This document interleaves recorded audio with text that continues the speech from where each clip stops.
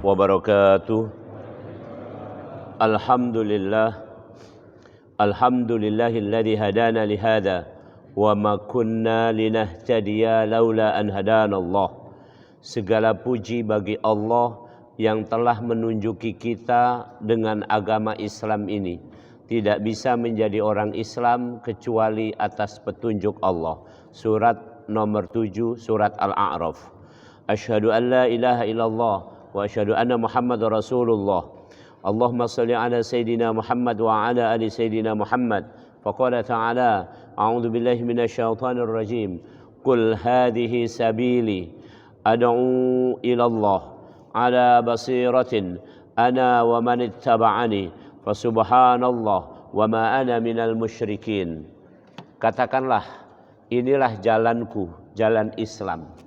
Aku mengajak orang ke jalan ini, ke jalan Islam, jalannya Allah.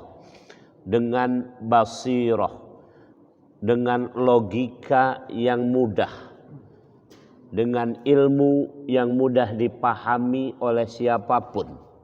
Ala basirah. Ana wa man ittaba'ani. Aku dan bersama orang-orang yang lain yang mengajak ke jalan Allah. Fa subhanallah, maka maha suci Allah. Wa ma ana minal musyrikin, dan aku tidak termasuk orang yang musyrik. Al-Quran surat Yusuf ayat yang ke-108.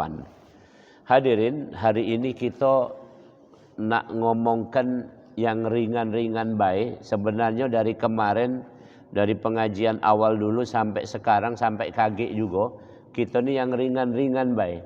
Yang berat tu kita dewek mikirkannya. Yang menjadikan berat tu kita dewek. Contoh misalnya, apa yang menjadikan kita berat?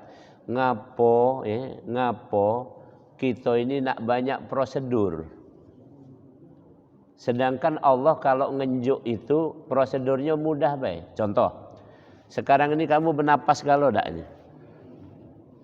Ada tak prosedur untuk minta jatah napas? Kamu sudah punya paru-paru, tinggal tarik nafas. Maka udara ini akan masuk. Tapi kalau manusia kan, apa kata kita bahasa Palembang, ada caronyo. Nah, ini yang lebih parah lagi ada ngomong, kalau pacak sulit ngapo nak mudah kan, itu banyak ini. Dalam Islam itu ada 2 kalimat di Al-Quran itu yang menggambarkan betapa Islam ini mudah. 1 kalimatnya tadi basirah. Basirah itu logis. Basirah itu logis. Jadi misalnya contoh, kesiram air akan basah. Itu logis. Ngantuk, obatnya tidur. Capek, obatnya istirahat. Kemudian lapar, obatnya makan. Itu baik kan? Nian ini. Tidak mampu, obatnya mundur. Itu baik kan? Kalau dalil ada mengatakan, kalau urusan diserahkan kepada yang bukan ahlinya, tunggulah kehancurannya. Artinya kalau ada ahli jangan.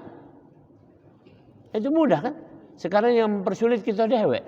Yang ada ahli nak melok-melok ngurus kan, kira-kira itu. Nah ini Islam ini logis baik kira-kira. Logis baik. Sehingga enak kita ini. Kalau kita kaya, sedekah. Kita miskin, zikir. Itu Rasul menyebutkan itu. Ketika orang miskin nanya sama Rasul, ya Rasul, alangkah enaknya wong kaya itu. Sholat pacak, zikir pacak, sedekah pacak. Yang kami ini tidak pacak sedekah. Masing-masing kita itu ada bagiannya sudah. Di Al-Quran dikatakan di surat nomor 22 ayat 78. Surat Al-Hajj ayat 78. Malakum fid dini min haraj. Enggak ada berat-beratnya agama ini. Enggak ada berat-beratnya. Saya kasih contoh. Yang paling pokok dalam agama ini dalam hal ibadah adalah sholat. Benar? Kata Rasul, sholat itulah menjadi parameternya. Tapi Bapak Ibu sekalian tahu enggak versi sholat itu mana? 1. Sholat yang 4 rakaat kalau dalam keadaan safar cukup di jamak qashar. Digabung plus potong separuhnya 50% itu. Pahalanya sama. Jadi jangan kira kamu, jadi kalau kamu dalam keadaan perjalanan safar maka sholatlah kamu jamak qashar, pahalanya juga dipotong 50%. Tidak. Nah, dalam keadaan perang, sholat cuma 1 rakaat. Dalam keadaan perang. Karena yang sikok sujud, yang sikok ngokang senjata. Kaki yang sikok ini sudah bangun selesai, yang sikoknya lagi baru mulai sujud 1 rakaat. Kira itu. Dalam keadaan ketakutan, maka sholatlah kamu dalam keadaan apapun. Bisa sambil berjalan, bisa apa, tak perlu menghadap kiblat. Pokoknya kemana kamu menghadap. Itu masalah sholat. Dalam bahasa Plembangnya cincai. Ini kan? Bisa ditawar, ini kan kita, bahasa sehari-hari kita di sini. Bisa ditawar. Itulah logisnya Islam. Apa payahnya kira-kira? Contoh. Kita apa tidak kita nyarokan? Al-Quran mengatakan, wa min ayatihi an khalaqalakum min anfusikum azwaja litaskunu ilaiha wa ja'ala bainakum mawaddatan wa rahmah. Allah sudah memberi tanda-tanda bahwa di antara tanda kebesarannya adalah kamu itu dijodohkan. Lanang jodoh sama betino supaya kamu tenang, timbul mawadah, cinta, timbul kasih sayang, rahmah. Kita nyarokan badan. Pakai definisi gender. Saya sebutkan ini. Ini orang bukan orang pintar itu, orang payah mikirnya. Sekarang aku tanya, kamu galau-galau, jenis kelamin sama gender itu apa bedanya? Kan itu. Itu di formulir tertentu itu nggak ada jenis kelamin, yang ada gender. Karena gender adalah persepsi jenis kelamin. Aku jelaskan, aku terangkan. Gender adalah persepsi jenis kelamin. Wongnya lanang, tapi persepsi dia betino. Itu gender namanya. Maka ibu-ibu saking semangatnya ada yang memperjuangkan persamaan gender. Wah, kira-kira itu kan. Ada nggak yang berani meneriakkan persamaan jenis kelamin? Tidak ada. Yang benar formulir kita lama itu. Nama, jenis kelamin. Nah jelas itu. Karena jenis kelamin cuma 2. Lanang, betino. Bagusnya di Plembang ini pakai formulir itu tulis. Lanang, betino. Ini. Atau anang ino. Ini. Cuma itu balas. Nah yang nyarokan kita dewek. Tidak ada basirah. Itu satu. Oke. Yang kedua, di Al-Quran ada istilah untuk agama kita ini bayinah. Bayinah. Rasulullah Muhammad SAW pada waktu Haji Wada itu sudah pidato bahwa beliau sudah menerangkan Islam seperti terangnya matahari di pagi hari tanpa ada awan. Itu bayinah. Bahasa Plembangnya ceto. Jadi kalau sudah ceto, tidak pacak dibantah lagi. Bayinah artinya sudah terang benderang, tidak bisa dibantah lagi. Nah, sebenarnya agama ini sudah di situ. Kita belajar ini pagi ini katakanlah taklim, kaki ada taklim lagi, ada belajar di mana-mana. Belajar ini hanya untuk membuka pikiran kita supaya logis, membuka hati kita supaya terang. Nah, 2 ikut inilah kira-kira. Inilah agama ini. Kalau sudah ini kira-kira mohon maaf, mari kita lihat. Dalam hadis yang pertama kitab Arba'in Nawawi. Hadis pertama kitab Arba'in Nawawi itu dituliskan hadis tentang apa? Hadis yang pertama. Hadis pertama, ada yang hafal? Bunyinya ini. Ya. An Amiril Mukminin Abi Hafsin Umar radhiyallahu anhu qala Rasulullah sallallahu alaihi wasallam innamal a'malu binniyah wa innamal likulli imri'in ma nawa. Ya. Jadi hadis yang pertama adalah tentang niat. Hadis yang kedua baru tentang mahwal Islam, mahwal iman, mahwal ihsan, mata sa'ah. Hadis kedua baru tentang apa itu Islam, apa itu iman, apa itu ihsan, apa itu hari kiamat atau kapan hari kiamat. Nah itu hadis kedua. Hadis pertama tadi tentang niat. Kenapa? Ya Karena sebelum kita membahas Islam, membahas apa, niatnya dulu. Tadi saya bacakan ayat Al-Quran berkaitan dengan cerita ya Abdullah bin Salul, ya Abdullah Ubay bin Salul. Jadi itu adalah tokoh munafik Mekah, Madinah. Ya, perhatikan, orang munafik adanya di Madinah, di Mekah tidak kati. Karena di Mekah orang terbagi cuma dua, masuk Islam, Muslim, atau menolak Islam, kafir. Begitu sampai di Madinah itu ya, hampir seluruhnya masuk Islam. Maka orang yang sebenarnya membenci Islam pura-pura masuk Islam. Dan namanya munafik. Orang yang pura-pura ini cirinya adalah orang yang membuat rumit kaum muslimin sendiri. Tadi disebutkan di situ, di ayat itu, kira-kira yang galak nyaroken kamu dewek itulah kira-kira itu. Ya, orang-orang munafik itu gaweannya adalah membikin kerok, bikin masjid namanya masjid diror. Dalam rangka masjid itu supaya masjidnya orang-orang Islam yang lainnya itu jadi jelek lah namanya kira-kira itu. Masjid tapi digunakan bukan untuk kebaikan. Sampai teko masjid. Kalaupun mereka sholatnya juga ya hanya riya dan sebagainya. Pendek kata, orang-orang munafik adalah orang-orang Islam yang secara zahirnya orang Islam tapi mempersulit Islam dan kaum muslimin itu sendiri. Masya Allah. Dengan berbagai istilah yang menakjubkan. Tadi dikatakan ya, kalau kamu melihat perkataan mereka kamu akan takjub. Karena istilah-istilahnya keren-kerenian. Luar biasa. Nah, saya kasih contoh nih. Ya, kita di dalam Islam ini, bahkan negara Republik Indonesia ini dewek mengikuti itu. Sila keempat Pancasila itu apa? Permusyawaratan perwakilan. Jadi kalau kita itu mestinya nak ngapo-ngapo tuh harus pakai musyawarah. Yang musyawarah siapa? Perwakilan baik. Sekarang pertanyaannya, perwakilannya itu siapa? Nah, di dalam Al-Quran dikatakan wa amruhum syura bainahum. Orang-orang beriman itu bermusyawarah dengan perwakilannya. Siapa? Yang paling alim di antara mereka. Kita ini tidak musyawarah. Namanya pakai demokrasi. One man, one vote. Satu orang, satu suara. Sehingga 10 pemabok lawan satu ustadz menang mana? Itu baik. Inilah negeri ini. Jadi kamu tidak usah ngeluh-ngeluh kalau kamu sekarang ini misalnya ngapolah kehidupan di negeri ini, ngapo mak jolas atau segala macam gitu. Nah, itu kalau kamu nak ngomong-ngomong itu, kamu dewek salah itu kan. Kenapa kamu memilih sistem?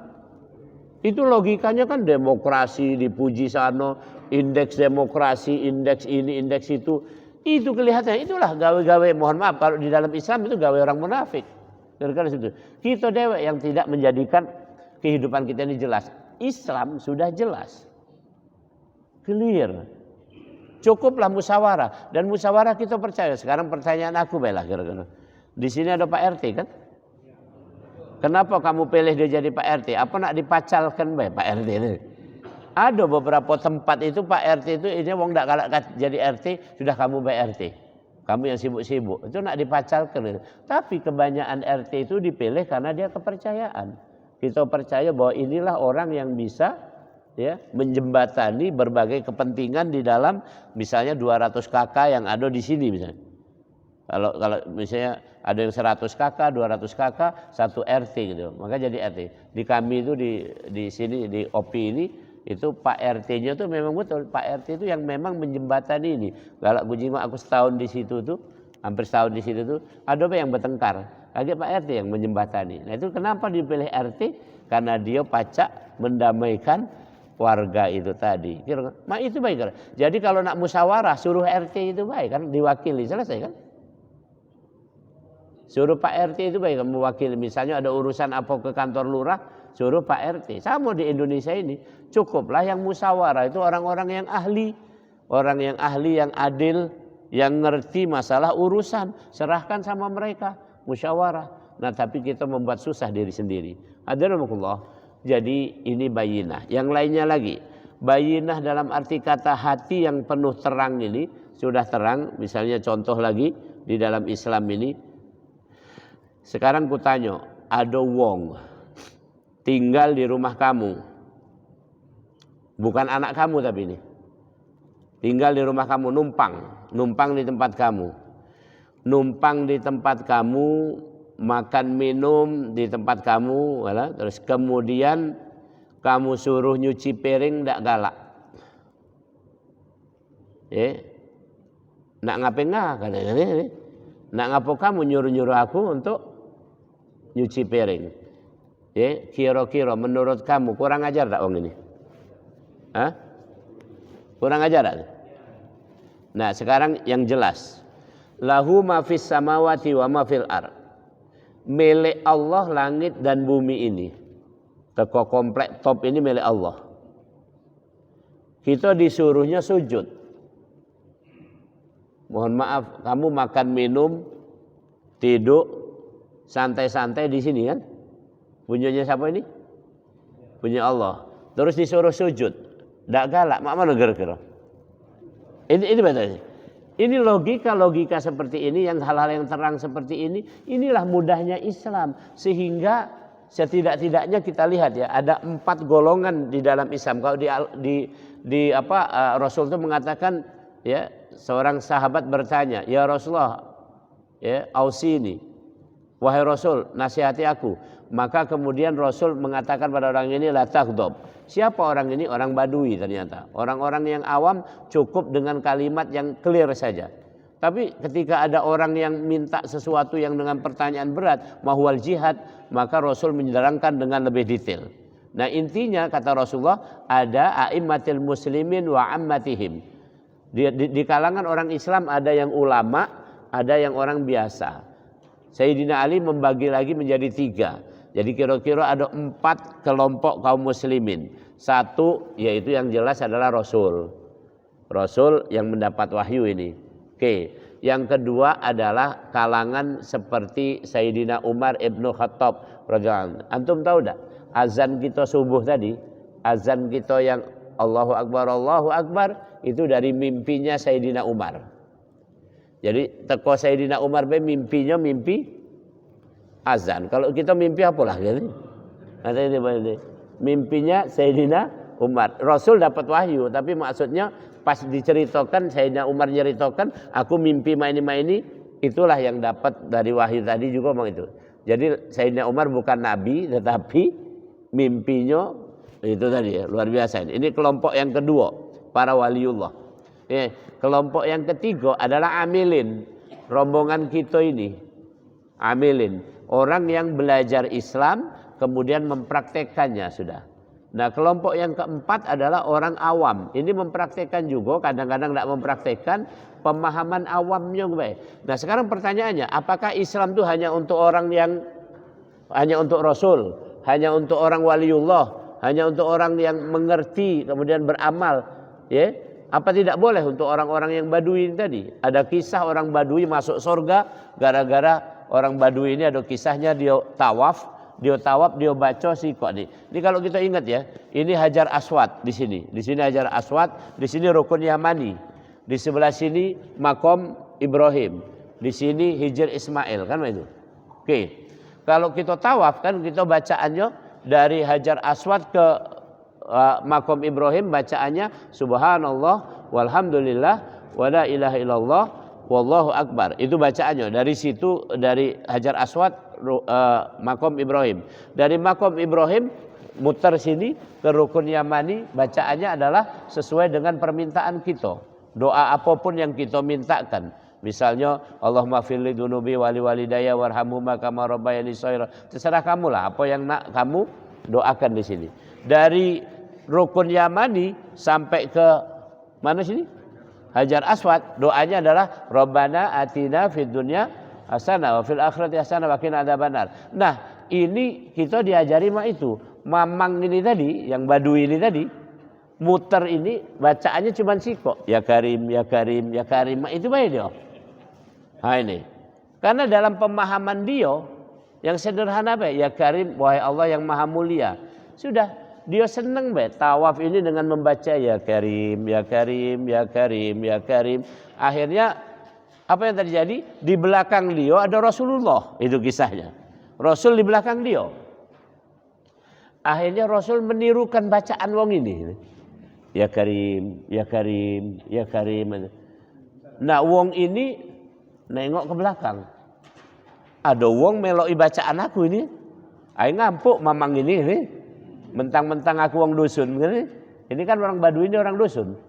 Yang pemahamannya itu ibaratnya bahasa Palembangnya tidak sekolahan. Ini pokoknya yang dia tahu itu. Dia nengok ke belakang. Ngapo kamu meloin bacaan aku ini? Kamu ngampuk apa? Senyum Rasul. Kata orang Baduy ini, andaikan aku ketemu Rasulullah, kau sudah kuadukan nih. Kau ini ngampuk ya aku. Kau kuadukan nih. Ya. Jadi terus ditanya oleh Rasul, kamu belum pernah ketemu Rasul? Belum pernah. Belum pernah. Ya sama dengan kita ini. Belum pernah. Maka kita jangan buru-buru menghukumi seseorang itu salah dulu. Ketika baca apa, ini, padahal itu ringan. Saya kasih contoh, misalnya nih. Ya, misalnya nih. Tadi bacaan zikir aku pendekkan ini. Boleh tidak dipendekkan lagi? Boleh. Bacaan utama setelah sholat itu subhanallah, alhamdulillah, Allahu Akbar. Berapa kali? Ya, 3 kali juga jadi. Yang di hadis dikatakan 10 kali. Setiap sholat itu 10 kali baca. Kamu sempatkan membaca. Ya, subhanallah, subhanallah, subhanallah, subhanallah, subhanallah 10 kali. Alhamdulillah, alhamdulillah, alhamdulillah 10 kali. Allahu Akbar, Allahu Akbar 10 kali. Cukup. Di timbangan dihitung Allah 10 kali lipatnya. Jadi kalau 10 kali setiap sholat berarti dalam 5 kali sholat 150. Benar kan? Kan sholat kan sekali sholat 30 kita baca subhanallah, alhamdulillah, Allahu Akbar 10 jadi 30. 5 kali sholat 150. Itu di timbangan Allah, di sisi Allah kaget kita nyingok ganjarannya 1.500. Jadi yang ringan baik itu kira-kira. Jangan yang panjang nih. Ada suatu saat, mohon maaf ini cerita baik, ini cerita. Saya diundang ceramah. Habis maghrib, maksudnya sholat maghrib berjamaah, aku datang. Imam bacaannya panjang satu, panjang. Aku tidak nyalahkan, berarti ceramahnya suruh pendek. Habis itu zikir yang terpanjang. Selesai sholat dan zikir ditambah sholat sunnah itu jam 7 kurang 5. Isya jam 7 lewat 8. Jadi kira-kira 13 menit. Habis itu ada pembawa acara pula.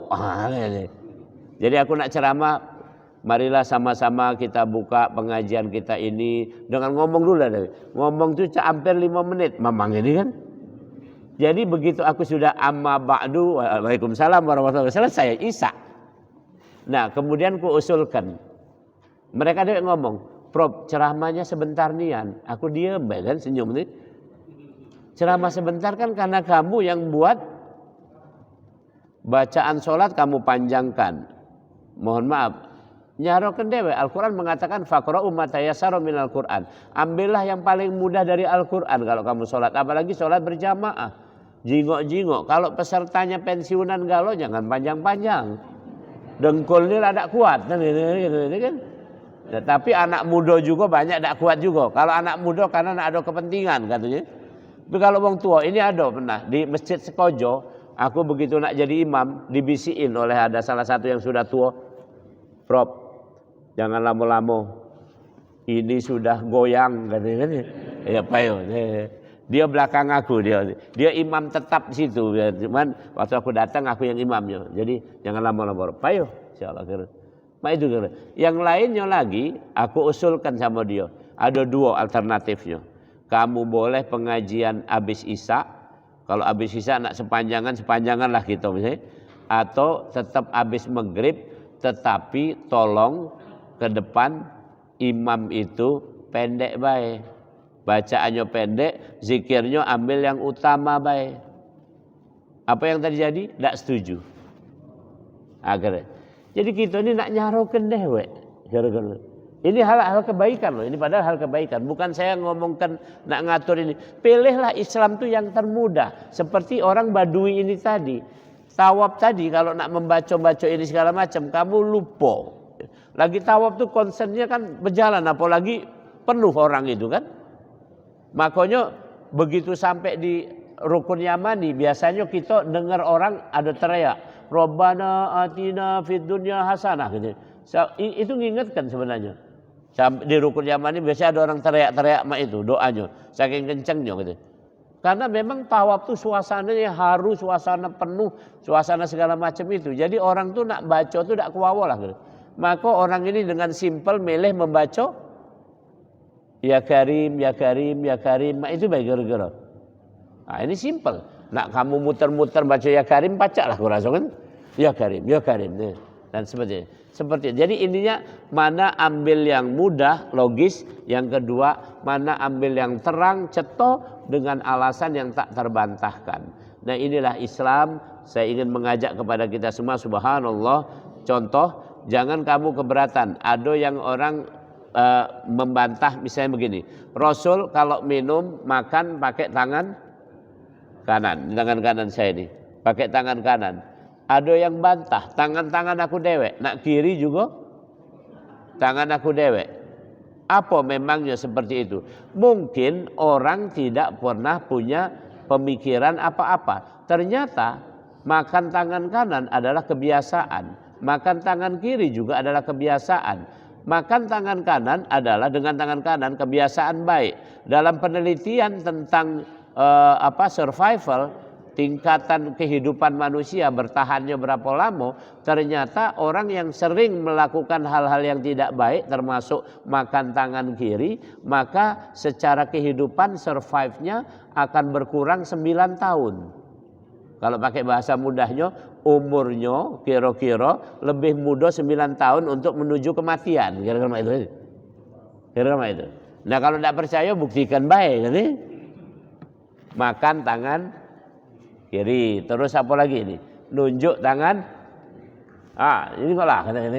Kan kita punya tangan ini kan? Iya cek, mana-mana cek. Nah ini kan enaknya cek, mana cek diaturi, anaknya gitu. Jadi intinya kebiasaan yang baik itu akan survive 9 tahun lebih ketimbang orang yang ini penelitian ilmiahnya begitu. Jadi walaupun kelihatannya ringan, tapi ternyata subhanallah. Nah pagi ini bayang aku sampaikan untuk kita galau-galau. Intinya di dalam Islam ini semuanya logis dan semuanya jelas. Kalau ada yang tidak logis berarti bukan bagian dari Islam. Kalau ada yang nggak jelas berarti bukan bagian dari Islam. Al-Quran mengatakan dengan 2 kalimat, satunya basiroh, satunya bayinah. Demikian, mudah-mudahan bermanfaat. Tafadhol kalau ada yang nak ditanyakan. Silakan. Assalamualaikum warahmatullahi wabarakatuh. Waalaikumsalam warahmatullahi wabarakatuh. Pertanyaan saya, apakah orang-orang yang menganut di luar agama Islam termasuk orang kafir apapun agamanya, dan apakah mereka tempatnya di neraka? Itu aja, terima kasih. Assalamualaikum warahmatullahi wabarakatuh. Waalaikumsalam warahmatullahi wabarakatuh. Oke, baik. Ada beberapa urutan, ya, ada beberapa urutan di dalam agama ini, penjelasan lah kira-kira. 1. Kita semua ini keturunan Nabi Adam alaihissalam, benar? Maka dalilnya fa imma ya'tiyanakum minni huda faman tabi'a hudaya fala khaufun 'alaihim wa lahum yahzanun. Wahai keturunan Adam, nanti akan datang petunjukku. Allah tidak menyebut apa ini? Datang petunjukku. Maka siapa ikut petunjukku tidak akan khawatir, tidak akan bersedih. Walladzina kafaru wa kadzdzabu biayatina ulaika ashabun nar hum fiha khalidun.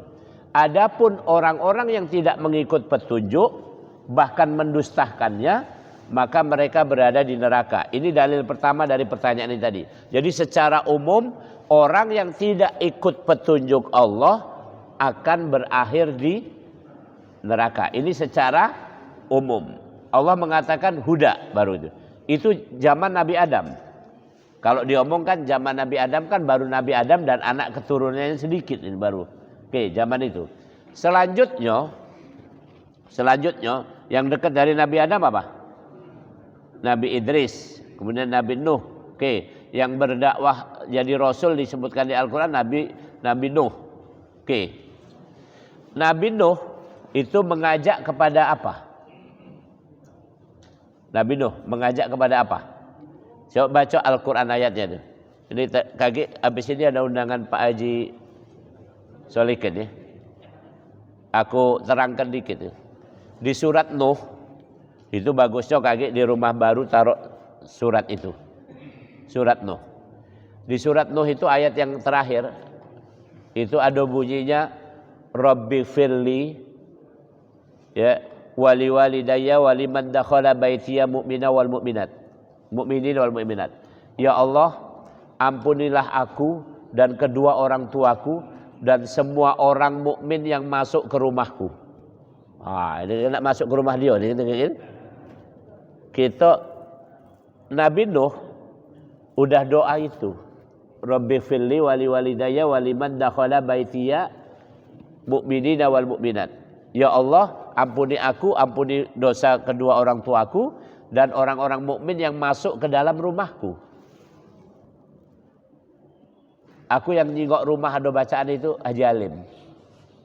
Ku jingok ada di pintunya tertulis itu. Saya tahu ini kan kira-kira itu kan. Oke. Jadi kira-kira apa itu? Ya paling enggak kalau tidak ditulis ingat-ingat itu. Nabi Nuh itu berdakwah kepada tauhid. Karena di zaman Nabi Nuh itu disebutkan di surat itu banyak niat sesembahan selain Allah. Jadi di zaman Nabi Nuh risalahnya sudah clear. Yang ikut tauhid berarti selesai, aman, bagus. Apapun namanya waktu itu. Yang musyrik berarti masuk neraka. Ini tahap kedua. Tahap selanjutnya, manusia sudah begitu banyak. Maka Al-Quran surat Al-Baqarah mengatakan, Innal ladina amanu wal ladina hadu wan nasara was-sabiina man amana billahi wal yaumil akhir wa amila salihah walahum ajruhum inda rabbihim wala khaufun alaihim walahum yahzanun. Sama persis dengan yang zaman Nabi Adam tadi. Sesungguhnya orang-orang muslim kita ini, orang mukmin, orang muslim ini, orang-orang Yahudi, ini sudah diterangkan banyak hadu, orang-orang Nasrani dan orang-orang yang agamanya apapun. Kak Haji tadi ngomong orang yang agamanya apapun. Namanya sobiin. Tapi ada catatannya di belakang, ada kesamaan. Apa samanya? Man amana billahi wal yaumil akhir wa amila salihah. Ini kesamaannya. Mereka semua beriman kepada Allah dan hari akhir dan beramal soleh. Nah ini kriteria ketiga. Saya ulangi. Kriteria pertama jadi zaman Nabi Adam.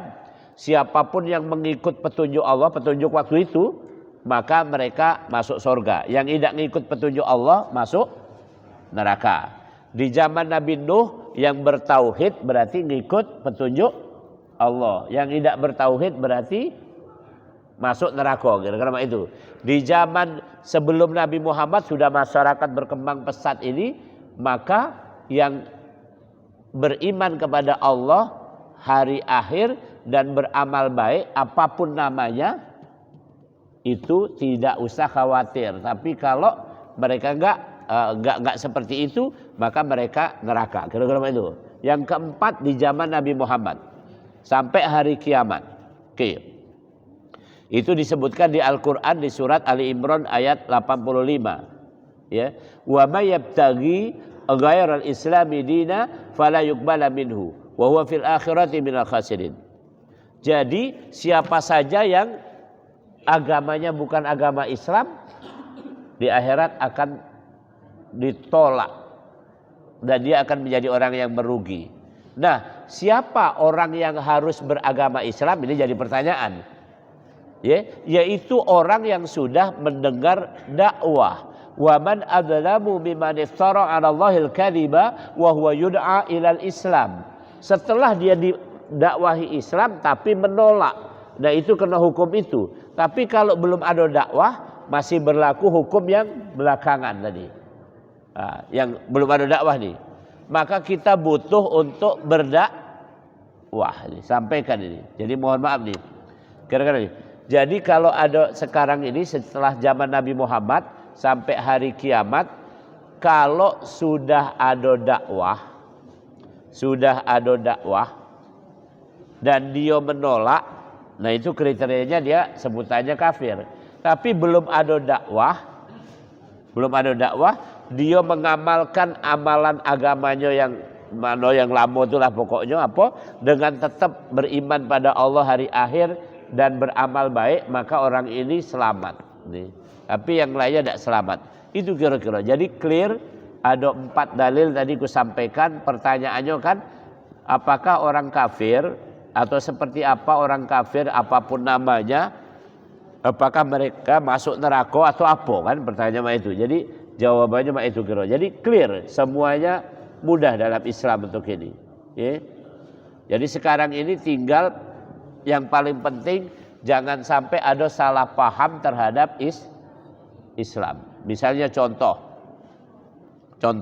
kemarin sepak bola Piala Dunia di Qatar. Rupanya orang baru terbuka tentang Islam. Begitu mudahnya. Apakah masuk Islam pakai prosedur yang rumit? Tidak kan? Kemarin di Qatar tuh clear banget itu. Masjid dikasih komputer. Kemudian dikasih ada guide untuk menerangkan tentang Islam. Mereka sendiri di tribun penonton dikasih buku panduan tentang Islam dengan 10 bahasa. Jadi bahasa Latin, Perancis, Inggris, Jerman, Arab, Hindi, Indonesia, ada kalau bahasa itu 10 bahasa. Ada di situ kalau sebutnya. Oke. Jadi intinya orang itu supaya baca tentang Islam dan masjid dibuka. Waktu orang Islam sholat, orang yang belum Islam tadi boleh melihat orang yang sholat.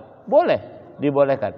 Dulu mohon maaf, aku dewek, kiai kan ngomongkan, kalau ada orang bukan Islam, kamu ada pengajian, jangan masuk dia ke masjid. Dan ini dia tunggulah di luar baik, jangan masuk. Yang boleh masuk masjid hanya orang Islam. Coba bayangkan ini. Ini fatwa ini di situ di Qatar itu ada dulu ulama yang paling utama, ulama kaum muslimin juga, namanya Syekh Yusuf Qaradawi. Tahun inilah tahun 2022 kemarin beliau wafat gitu ya. Sebelum Piala Dunia dia wafat. Beliaulah yang membuat fatwa yang moderat seperti tadi. Jadi orang itu boleh menyaksikan Islam. Gara-gara menyaksikan orang sholat, orang azan, itu mereka tertarik masuk Islam. Dan masuk Islam itu prosedurnya sederhana baik. Itu banyak yang masuk Islam, sekeluarga masuk Islam di situ, ada ulamanya, syekhnya situ atau pembimbingnya, sudah cukup di sini. Kita baca, masuk syahadat. Yang penting gitu. Jadi kira-kira begitu simpelnya Islam. Enggak perlu kan mana KTP, mana apa kan. Kalau kita kan prosedurnya rumit-rumitnya kalau. Nah, jadi intinya siapa orang kafir yang masuk kelompokan yang kayak itu tadi. Ada 4 kelompok tadi sejak zaman Nabi Adam sampai Nabi Muhammad sampai hari kiamat. Demikian. Ada lagi sekolah lagi mungkin? Betul. Terus sana. Habis dari sebelah sini sayap sebelah sana. Jadi lemak nengoknya ini. Kanan kiri.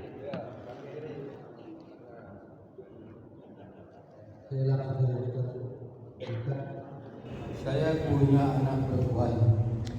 Secara hukum setahu saya, wudhu saya bersentuhan tidak batal. Kemudian anak saya mempunyai anak, katakanlah cucu saya perempuan. Nah, bagaimanakah wudhu saya terhadap cucu saya ini? kalau saya berselingkuhan. Cucu? Iya. Oh. Jadi, Itu baik. mantu saya laki-laki. Ya. Jadi secara ini berdasarkannya seolah-olah bukan keturunan darah dari saya. Terima kasih. Assalamualaikum warahmatullahi wabarakatuh. Salam. Cucung itu termasuk bagian dari mahram kita. Tidak jadi masalah. Cucung. Ini mungkulah anak kita yang lanang atau anak kita yang betino. Mohon maaf kalau pakai bahasa agak kasar. Orang cucung kita ini kan tidak boleh kita nikahi. Kira-kira itu kan. Anak kita tidak boleh kita nikahi. Jadi dalam ilmu fikihnya yang tidak boleh kita nikahi itu secara fikih disebut sebagai mahram, dan itu adalah tidak membatalkan kita bersentuhan untuk waktu kita punya wudu. Seperti itu. Yang kedua, anak-anak itu yang perempuan itu disebut dia mulai balik kan kira-kira ya mumayyiz itu. Waktu itu Rasul menyuruh seorang perempuan itu mulai menutup dirinya untuk apa, kira-kira umur 9 tahun 10 tahun itu. Jadi kalau anak-anak itu masih budak betino berapa umurnya misalnya ya baru 7 tahun 6 tahun segala macam itu juga itu adalah masih kanak-kanak. Jadi ada misalnya saya habis sholat jadi imam, kemudian ada yang keliling itu kan kita salaman itu sallallahu ala Muhammad, itu ada bapak-bapak bawa anak perempuan 4 tahun 3 tahun itu minta salaman sama aku. Salaman baik tidak apa-apa aku. Jangan sampai kita ngomong noh budak ini ini perempuan ini tidak cek ini. Ya ini perempuan cuman budak kecil 4 tahun 5 tahun nih gitu kira-kira. Jadi tadi tidak batal nih. Tidak batal. Mugola mantu kamu yang lanang kan, mantu kamu yang betina juga tidak batal, bukan mantunya ya, apa namanya, cucung kamu tadi, karena itu kan darahnya dari anak lanang kamu kan, kira-kira itu kan. Kalaupun mantu kamu yang betina, oke. Cuman yang mohon maaf, yang anak mantu yang betino itu berarti kan bukan muhrimnya kita kan, wong lain tadi, wong lain. Cuman kalau sudah jadi bini anak kita, mohon maaf itu juga kita kan intinya ya zaman sekarang ini banyak kejadian aneh-aneh kan, ini banyak kejadian aneh-aneh itu ada, mohon maaf, ada kan wong tua ngerebut bini anaknya, ada. Ini bukan kisah pertanyaan ini, tapi maksud saya tuh artinya zaman sekarang ini banyak ditunjukkan aneh-aneh kejadian-kejadian seperti itu. Banyak yang nggak layak lah dilakukan untuk itu. Demikian. Habis? Baik, bismillahirrahmanirrahim. Alhamdulillahirabbil alamin.